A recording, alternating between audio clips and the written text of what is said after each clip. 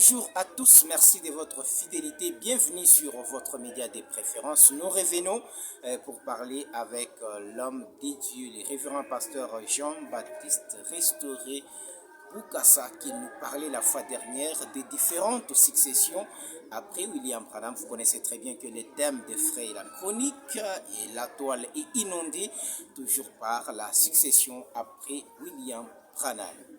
Bonjour révérend Jean-Baptiste. Bonjour, monsieur le journaliste. Nous entrons bien sûr dans les vifs des sujets, notamment. D'abord, nous allons commencer avec des questions des internautes qui ont essayé de savoir si vous êtes réellement les successeurs et quelle différence y a-t-il entre vous et William Branham. Vous pouvez quand même répondre à ces gens. Est-ce qu'après vous, viendra-t-il encore un autre successeur? Et pourquoi alors? Voilà, si vous voulez commencer à répondre. C'est comme les biscuits de l'émission parce que nous allons proprement parler aujourd'hui des sujets, les cris du réveil de l'épouse. À vous. Merci beaucoup. Je salue vraiment tous mes bien-aimés, les astronautes, ceux qui sont connectés, les internautes et ceux qui sont vraiment, qui s'intéressent à cette grande révélation que nous sommes en train de dispenser dans ces derniers jours, donc à l'attention de l'épouse de Christ. Oui, je pense que la question sur la différence entre le successeur inférieur dans lequel je suis en train d'exercer cette commission et le prophète messager William Marion Branham, je pense que cette différence est bien remarquable par le prophète lui-même. Donc, le prophète, il est le messager de l'âge. Et chaque fois quand il quitte, selon que lui-même le dit dans la parole, il doit toujours y avoir des auxiliaires merveilleux qui doivent prendre maintenant ce que lui a prêché et qui doivent répandre la lumière. Mais maintenant, parmi tous ces gens, ils sont des milliers, des Éphésiens 4, mais vous savez, de l'autre côté, le prophète dit que Dieu ne traite jamais avec un groupe de gens. C'est ainsi que dans ce groupe des auxiliaires, Dieu a toujours choisi une personne qui peut réellement faire la représentation de cette succession-là et qui puisse brandir vraiment les flambeaux. Donc c'est pourquoi vous m'avez vu autrefois ici vous expliquer de ces 5 successeurs qui sont juste venus après le départ du prophète William Marion Branham. S'il faut rafraîchir votre mémoire, nous avons parlé des frères Joseph Kuhlman qui a commencé sa succession en 1970.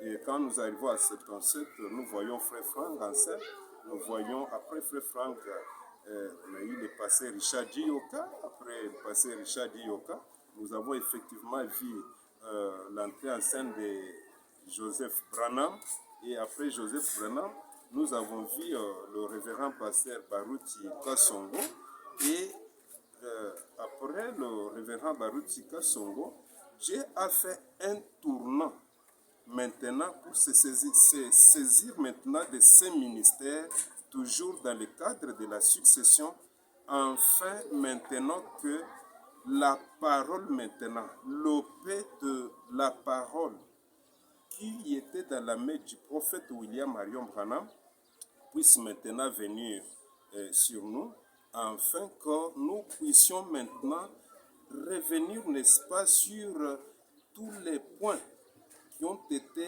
peut-être mal interprétés, mal placés, tout cela, et pour ramener cela à la pensée du prophète et que l'Église puisse s'aligner sur cela afin d'arriver à la foi de l'enlèvement. Donc, c'est cela ce que je peux montrer. Si vous voulez, je peux quand même confirmer cela avec une citation. Écoutez un peu ce que le prophète dit ici dans le sermon intitulé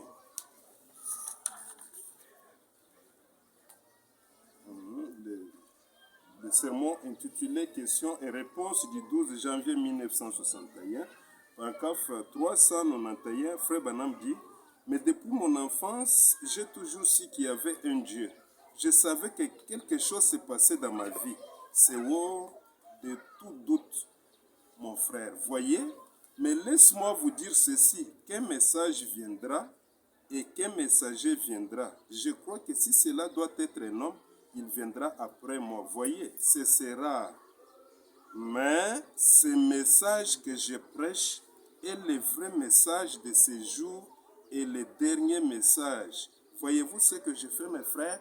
Là, par cette citation, vous comprenez que comme le prophète William Marion Branham, il est venu en tant que le dernier prophète du dernier âge de l'Église, il n'y a pas un autre prophète messager, il n'y a pas un autre prophète majeur qui puisse venir.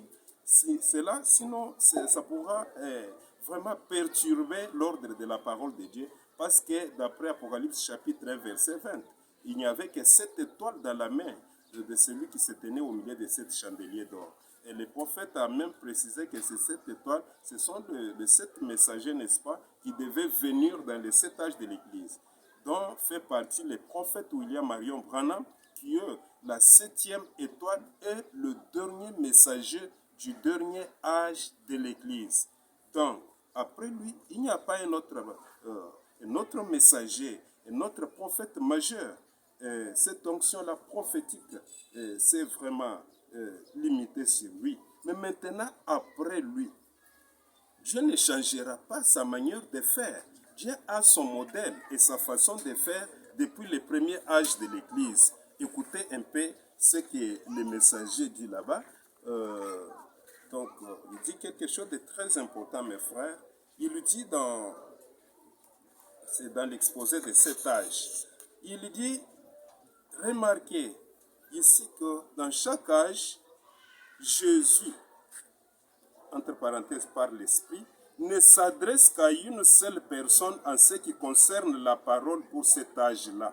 Un seul messager pour chaque âge reçoit ce que l'Esprit a à dire à cet âge-là, et c'est ce messager-là qui est le messager pour la véritable Église. Il parle de la part de Dieu par révélation aux églises, à la vraie et à la fausse. Le message est alors diffusé à tous. Mais bien qu'il soit diffusé à tous ceux qui sont atteints par le message, ce message n'est reçu individuellement que par un groupe particulier. D'une certaine façon, chaque individu de ce groupe est quelqu'un qui a la capacité d'entendre ce que l'Esprit dit au moyen du messager. Ceux qui entendent ne reçoivent pas leur propre révélation particulière, pas plus qu'un groupe ne reçoit sa révélation collective, mais chaque personne attend et reçoit ce que le messager a déjà reçu de Dieu. Donc ici, c'est pour que vous puissiez comprendre que le prophète a bien éclairé les choses ici. Il dit, dans chaque âge, Dieu ne s'adressait qu'à une seule personne en ce qui concerne la parole pour cet âge-là. Et quand lui vient et qu'il lui dispense maintenant la parole, il dépose cette parole pour la fausse et la vraie Église. Maintenant, le prophète est bien clair. Il dit, il faut qu'il y ait un groupe de gens qui ont vraiment une capacité d'entendre ce que l'Esprit dit au moyen du messager. Et il dit, maintenant, ces gens-là qui attendent, ils ne vont pas nous amener leur révélation particulière. Pas plus qu'un groupe ne peut pas recevoir encore une autre révélation collective. Mais chaque personne attend et reçoit ce que le messager a déjà reçu de Dieu. Et je pense que maintenant, c'est dans cette optique-là que nous sommes en train d'avancer. Nous ne sommes pas un messager. C'est pour cela, quand je présentais avant les trois catégories de successeurs, j'ai parlé du successeur qui est supérieur au prophète William Marion Branham et dont les Écritures identifient comme étant le Seigneur Jésus-Christ. Je parlais des successeurs inférieurs qui sont les auxiliaires merveilleux qui viennent vraiment après le messager. Et après, il y a un troisième successeur que le prophète lui-même a cité aussi dans sa théologie, qui est le successeur égal. Là, il dit que ces successeurs-là n'existent pas. C'est pourquoi quelque part il dit, je quitte le champ. Il n'y aura plus une autre personne. Là, il parle de cette personne-là qui peut venir ayant la même commission, ayant le même ministère, ayant la même onction prophétique comme lui. Là, ce successeur n'existe pas. Donc maintenant, quand je vous présente ceci, c'est dans le cas des successeurs inférieurs qui sont comme des auxiliaires. Ils ne doivent pas avoir leur propre révélation. Ok. Donc si quelqu'un a eu cette grâce devant le Seigneur de représenter la succession et parmi ses frères, il avance dès lors qu'il commence à dévier pour chercher à mener sa véritable révélation, donc à amener maintenant sa révélation particulière, Dieu doit automatiquement ôter de sa main sur lui et le poser sur autre personne qui doit continuer maintenant le travail. C'est ce qu'il dit ici dans le sermon intitulé Dieu se cache et se révèle dans la simplicité. Écoutez ce qu'il dit par paragraphe 218. Il dit, le problème aujourd'hui, pour beaucoup d'entre nous, c'est que nous voulons être tellement, vous savez, tellement orientés vers la formation reçue dans les séminaires et dans les dénominations que Dieu ne peut pas nous utiliser. Dieu peut donner à un homme ce qu'il faut pour commencer à faire quelque chose et lui donner un ministère. Mais avant longtemps, il va commencer à se plier au dire de tout un chacun. Et bientôt, il sera complètement absorbé par toutes sortes de choses. Alors, Dieu enlève simplement ses mains de sur lui et le laisse à lui-même. Voyez-vous, ensuite, il essayera de trouver un autre homme, quelqu'un qui fera le travail. Voyez, il doit trouver quelque chose qui prendra sa parole, qui prendra la révélation divine et qui n'en déviera pas, qui s'en tiendra uniquement à cette parole. C'est comme ça qu'il le fait et il a toujours fait ça. Alors vous comprenez mes frères, c'est pourquoi cette commission que j'ai est réellement basée sur le message du prophète William Marion Branham. Et surtout que Dieu a fait il a fait un tournant, que je peux appeler le tournant du dernier siècle, après avoir vraiment travaillé avec ses 5 successeurs inférieurs, qui étaient aussi des auxiliaires merveilleux de Dieu. Voilà qu'arrivant à cette commission qu'il nous a confiée, il a fait un tournant pour nous remettre maintenant dans la voie de l'épée du roi qu'avait le prophète Branham, afin que nous puissions vraiment saisir la même pensée qu'avaient les prophètes sur la parole qui a été déposée dans cet âge. Et Révérend Le Simon, vous relancez tout petit peu parce que vous avez pris beaucoup de temps, certes, pour éclaircir les choses. Vous parlez, vous dites très bien qu'il y a la différence, bien sûr, entre William Branham et tous ces différents successeurs que vous aviez mentionnés, mais on voulait aussi savoir si après vous, je reviens avec la même question, si après vous, viendrait-il encore un autre successeur et pourquoi? Et vous n'allez pas, vous allez aussi éclaircir ces points parce que vous avez très bien fait la liste des successeurs, mais quand vous arrivez au 5e qui est Pasteur Baruti Kasongo, pour entamer les 6e dont vous êtes concerné, vous dites il y a un tournant. Et c'est un peu d'explicité parce que vous parlez même de l'épée du roi et tout ça. Donc vous voulez nous dire que l'épée du roi qu'avait saisi William Branham, c'est vous qui l'avez aujourd'hui ou comment? Le prophète dit dans ses rangées du côté de Jésus, paragraphe 34, il dit, mais maintenant, pour aller plus loin, nous devons laisser les empreintes des pas ici sur les sables du temps, afin que les autres puissent voir. Si Paul n'avait pas continué comme il le fit, alors Jean n'aurait pas su comment suivre. Si Jean n'avait pas continué, Polycarpe n'aurait pas su comment suivre. Et si Polycarpe n'avait pas continué, Irénée n'aurait pas su comment suivre. Si Irénée n'avait pas continué, Martin n'aurait pas su comment suivre. Voyez-vous ce que je veux dire? Chacun doit laisser les empreintes des pas sur les sables du pont. Ici, je voudrais seulement faire voir à l'épouse de Christ de comprendre que, comme nous venons de le lire ici dans l'exposé, là où le prophète dit que Dieu a pris les mêmes modèles pour chaque âge. Après le messager, il y a toujours des merveilleux auxiliaires. Maintenant, vous remarquerez que parfois, ce n'est même pas une seule personne. Comme dans le cadre, du premier âge ici, nous voyons qu'après le départ du messager qui était Paul, nous avons eu Jean. Et après Jean, on a eu un autre successeur, Polycarpe. Et après Polycarpe, c'est alors qu'on ira jusqu'au messager du deuxième âge de l'Église, qui est Irénée.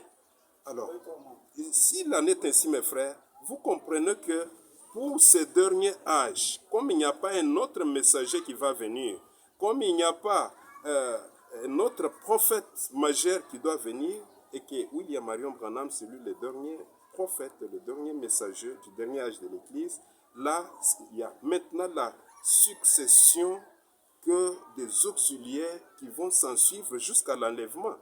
Et nous vous avons déjà présenté le 5, depuis le départ du prophète en 1965 jusqu'à aujourd'hui. Et maintenant que nous voyons, toujours dans le cadre de la succession, Dieu faire ce tournant que nous appelons le tournant du dernier siècle, avec son serviteur Jean-Baptiste, que nous sommes. Alors, vous voyez maintenant là, où on passe toujours dans le cadre de la succession à une chose très très importante maintenant, c'est l'héritage de l'épée du roi que détenait le prophète lui-même.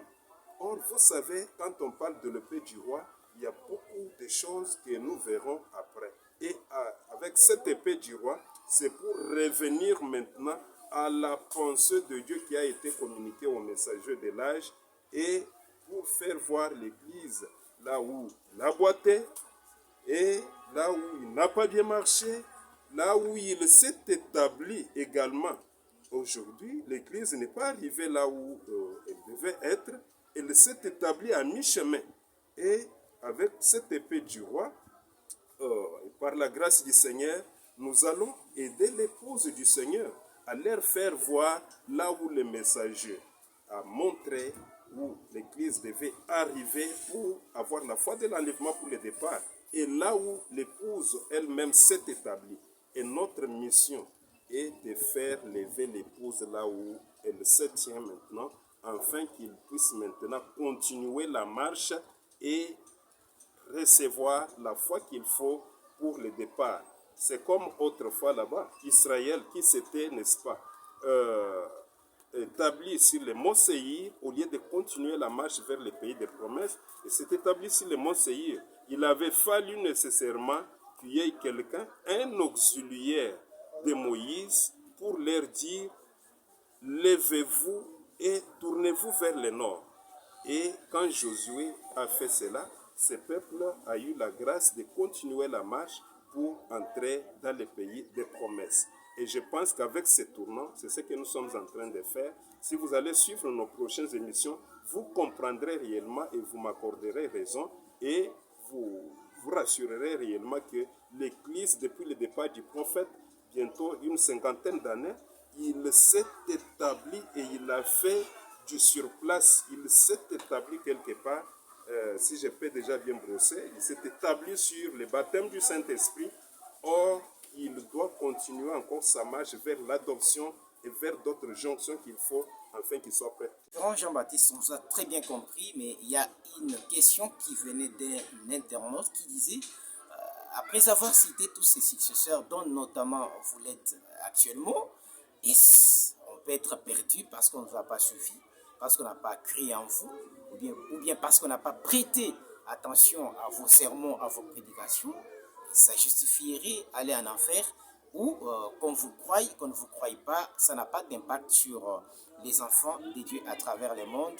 Admettons, entre parenthèses, vous êtes seulement pour votre église, ou bien vous êtes aussi pour toute l'église à travers les mondes. En tout cas, que le Seigneur bénisse notre internaute qui a posé cette question. Je pense que la question est pertinente. Vous savez, mes frères, que quand j'ai parlé du tournant, vous deviez beaucoup prêter attention à cela. Vous voyez, les 5 premiers successeurs qui m'ont précédé, ils ont été là dans un cadre beaucoup plus généralisé du message. Là, ils étaient vraiment dans le sens de perpétuer les messages et parler au peuple de messager et du message qui est là. sans beaucoup plus de particularités. Mais quand Dieu a vu que le temps s'approchait maintenant et qu'on tendait vers l'enlèvement, il avait fallu réellement que cette promesse ici puisse s'accomplir. Je voudrais d'abord lire cette citation avant de clôturer. Le prophète parle dans le 7e psaume, paragraphe 373. Il dit, et puis, Seigneur, je te prie de m'aider, je commence à dépérir, Seigneur. Je sais qu'il ne peut plus me rester beaucoup de jours.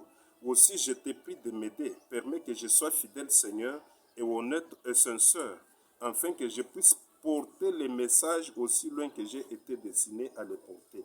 Et quand viendra le moment où je devrais me reposer, quand j'arriverai au fleuve et que les flots commenceront à m'emporter, ô Dieu, permets que je puisse remettre cette bonne vieille épée à quelqu'un d'autre qui s'en servira avec honnêteté, Seigneur, et qui portera la vérité. Accorde-le, Seigneur, et jusque-là, aide-moi à être fort et en bonne santé et courageux.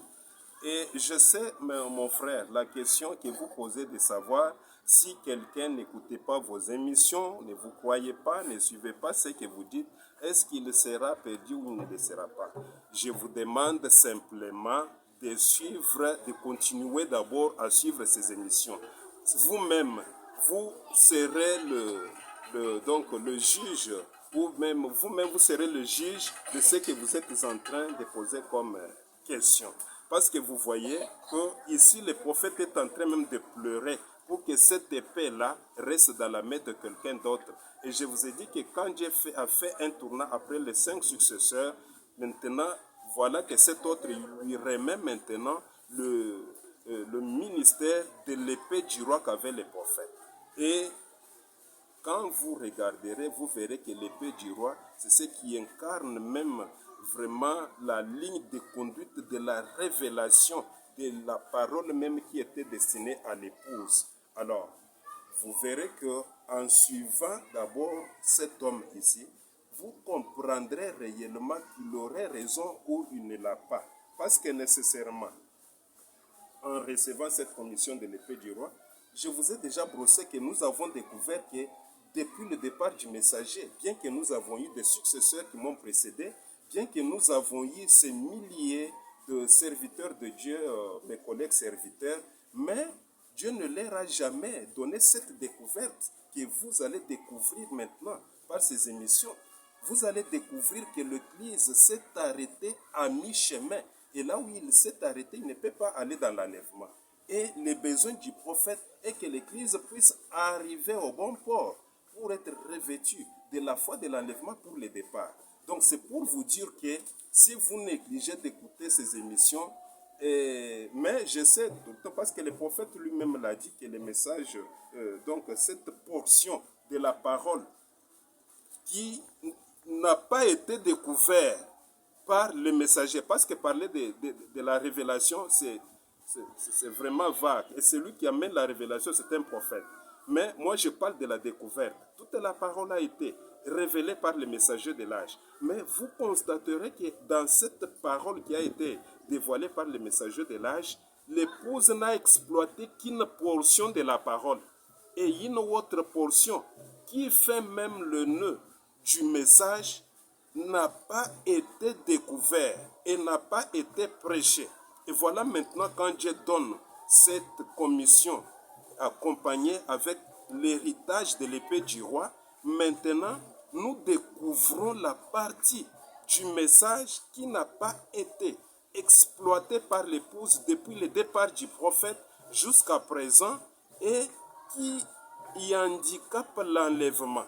Donc c'est pourquoi nous lançons ces cris du réveil à l'épouse du Christ et du monde entier à pouvoir prêter attention pour découvrir quelle est donc cette partie du message qui concerne l'épouse et qui est même le nœud du message qui est au centre de la préparation de l'épouse pour son enlèvement. Alors, référent, pour ne pas vous couper, mais que pensez-vous quand vous parlez de cette épée qui va vous revenir de William Marion Branham lorsqu'il dit que l'épée qui était tombée sur la main était taillée uniquement sur la mesure de sa main? Effectivement, mais lui-même qui dit que l'épée s'ajustait dans sa main, il est en train de pleurer ici pour que cette épée aille dans la main d'une autre personne, qui puisse s'en servir avec honnêteté et qui puisse être fidèle pour porter la vérité. Alors c'est pour vous dire que la personne qui trouverait grâce d'hériter cette épée, ce qu'il pourra apporter à l'épouse, il reviendra sur la pensée de Dieu qui a été transféré à l'épouse par le trichement du messager de l'âge, tout en étant honnête, fidèle pour porter cette vérité à l'épouse. Et je pense que nous avons la parole. Il n'y a pas moyen que quelqu'un puisse dévier ou aller de n'importe où. Tout est confirmé par la parole. Et même ce que je dis que je vais apporter la découverte à l'épouse, l'épouse va réellement découvrir qu'elle s'est établie à mi-chemin. Je serai en train de lire le messager de l'âge et vous m'accorderez réellement raison. Vous verrez que c'est vrai, nous avons fait du surplace depuis toutes ces années ici, comme Israël qui contenait le mont Seir. Nous devons nous lever pour continuer la marche vers la promesse. Or, la promesse elle-même, ce n'est pas le baptême du Saint-Esprit, d'où vous vous êtes établis il y a de cela une cinquantaine d'années. Nous devons aller à l'adoption. Donc, c'est pourquoi vous verrez que l'épée du roi ici, parce que ça sera une émission à part entière ou une prédication, vous comprendrez réellement ce que c'est que cette épée ici. Donc, à ce moment-là, vous serez quand même à mesure de savoir vraiment l'utilité et l'importance de cette commission que Dieu nous a accordée dans le cadre de la succession. Bien, révérend Jean-Baptiste, je crois que tout le monde qui avait envoyé leurs préoccupations sont satisfaits. Les questions sont les miennes, mais les réponses appartiennent au révérend Jean-Baptiste, à qui nous disons, parce que nous mettons un terme à cette émission, à qui nous disons de lancer un message à l'Église à travers les... Merci tous mes bien-aimés qui me suivent localement et les internautes qui me suivent dans le monde entier. Je voudrais vous demander d'attacher beaucoup plus de l'importance à ce qui se passe ici, à ces cris du réveil que je lance à l'épouse du monde entier. D'ailleurs, bon, c'est déclarer être successeur, ce n'est pas pour moi un sujet de gloire. C'est une grande charge et grande responsabilité. Et après la charge locale que j'ai main, la nécessité m'en est imposée. Alors je dois faire la volonté du Seigneur, mais je vous demanderai seulement de suivre d'abord attentivement. Vous découvrirez que si cela vient du Seigneur ou pas. Vous l'avez très bien compris, c'est ici que nous mettons un point final à cette émission. On recevait pour vous les référents.